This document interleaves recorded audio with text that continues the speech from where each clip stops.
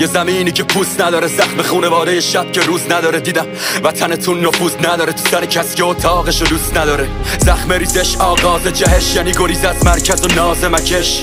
همه میشی بار تش، بین دو کش آوار تش. دیگه آینه حسابی میبینه تنها. فکر کردم به جون خونه میشینه حرفام، اما کشیده شدم به سمت جلو تا که بفهمم چی میگن ترسام.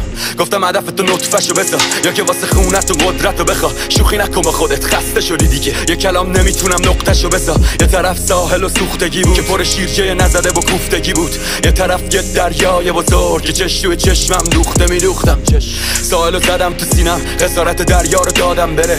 موندم روی جفت پاهام، این دوم میرم به حال یادم بره.